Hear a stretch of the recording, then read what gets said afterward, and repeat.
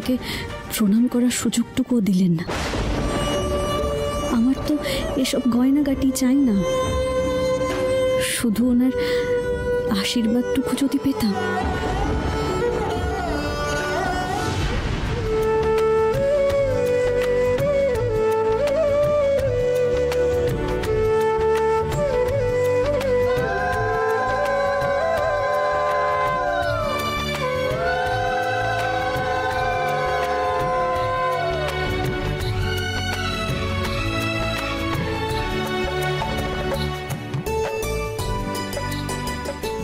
আশীর্বাদ করি আমাদের দেবরায় বংশের নতুন বৌমা যেন সংসার আরো করে থাকে, সবাইকে সুখে রাখে, নিজেও যেন খুব ভালো থাকে। দাঁড়াও, তোমার জন্য জিনিস আছে, রামায়ণ। সীতা মা রাজনন্দিনী রাজবধূ হওয়া সত্ত্বেও সর্বসুখ বিলাসিতা ত্যাগ করে স্বামী শ্রী রামচন্দ্রের অনুগামিনী হয়েছিলেন।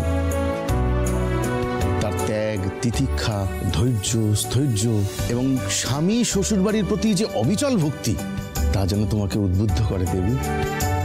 আবার তিনি অন্যায়ের প্রতিবাদী নারীসত্তাও হয়ে উঠেছেন। তাই সংসার করতে গিয়ে যে নারীর মধ্যে এই সব গুণ থাকে তাকেই বলা হয় সর্বগুণ সম্পন্না। আমি আপনার প্রত্যেকটা কথা মনে রাখবো ছোট কাকা।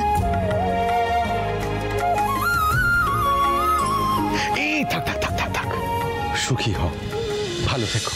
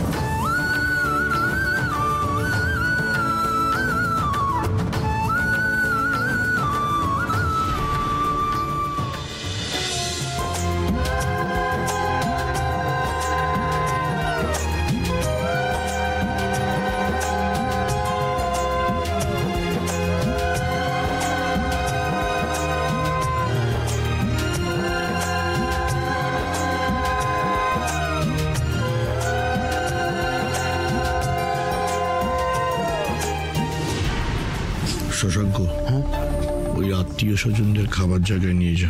হ্যাঁ, যাচ্ছি দাদা। আপনাদের তো খাওয়া দাওয়া হয়নি, বাইরে করা হয়েছে খাওয়ার জায়গা। আসুন আমার সঙ্গে, আসুন। ও, আপনি এসেছেন? হ্যাঁ, ঠিক আছে। ভালো আছেন তো? তুমি ভালো আছো তো? আচ্ছা দেবী, আপনারা যান, আপনারা যান, আমি আসছি। দেখো কে এসেছে।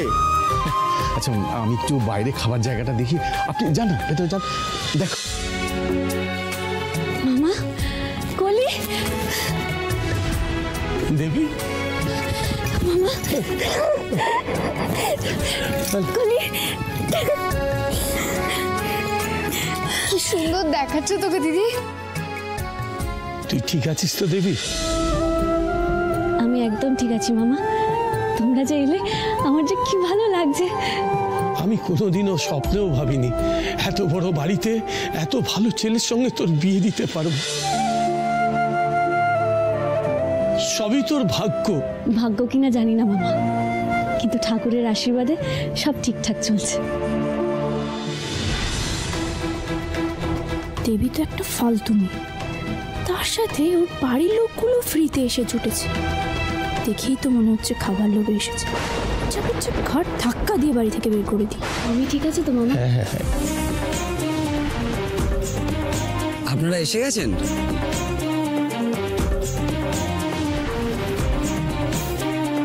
এই কে কোথায় আছিস রে? একটু শরবত দিয়ে ওনাদের জন্য। আপনি ব্যস্ত হবেন না, আমরা তো দেবীর সঙ্গে দেখা করেই চলে যাব। চলে যাবো মানে? হ্যাঁ। আরে দুপুরের খাওয়া দাওয়া করে যাবেন তো? আর বলছি কলি,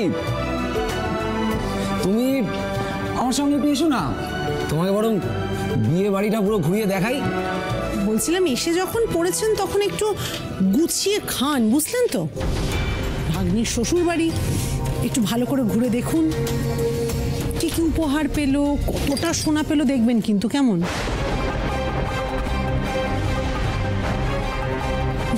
আসলে আপনাদের মতো কপাল খুব একটা মানুষের হয় না তো। ছেঁড়া কাঁথা থেকে একেবারে রাজপ্রাসাদের পালঙ্ক, বুঝতে পারছেন? আচ্ছা আমাকে একটা কথা বলবেন, বলছিলাম যে আমাদের বাড়ির ওই বড় ছেলের ঘাড়ে তো আপনার ভাগ্নিকে গছিয়ে দিলেন, এবার বোধহয় ওই ছোট ছেলের উপর নজর দিয়েছেন নাকি?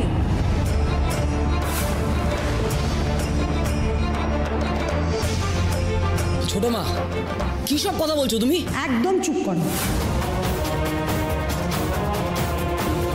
এই মানুষগুলোর মুখোশের আড়ালে আসল রূপটা তুমি এখনো চেনোনি।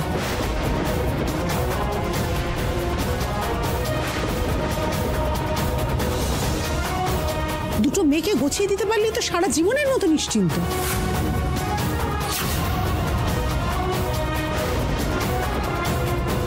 আপনি কেন এভাবে কথা বলছেন আমাদের সাথে? এটা দেবীর শ্বশুর বাড়ি, এখানে এমন কোনো কথা বলিস না যাতে দেবীর অপমান হয়। আমরা তো জিনিসগুলো দিয়ে চলে যাব। বলছিলাম আমরা এই জিনিসগুলো দিতে এসেছি। আসলে নিয়ম মতো আজই তো মেয়ের বাপের বাড়ি থেকে এগুলো দেওয়ার কথা। দিদি, এটা আমি তোর জন্য এনেছি, আজ রাতে পড়িস। আসলে আমার যেটুকু সামর্থ্য তাই দিয়ে আমি জামাইয়ের জন্য এগুলো এনেছি।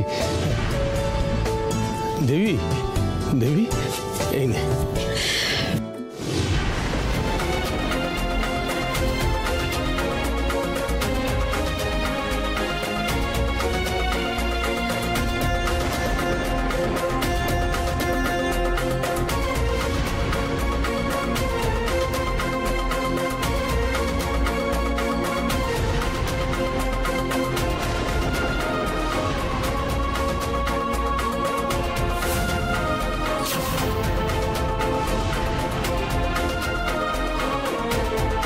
ভিকিরি জানতাম, তো তাহলে এতটা বুঝতেই পারিনি। এখন বুঝতে পারছি, জানেন তো, যে দেবী কেন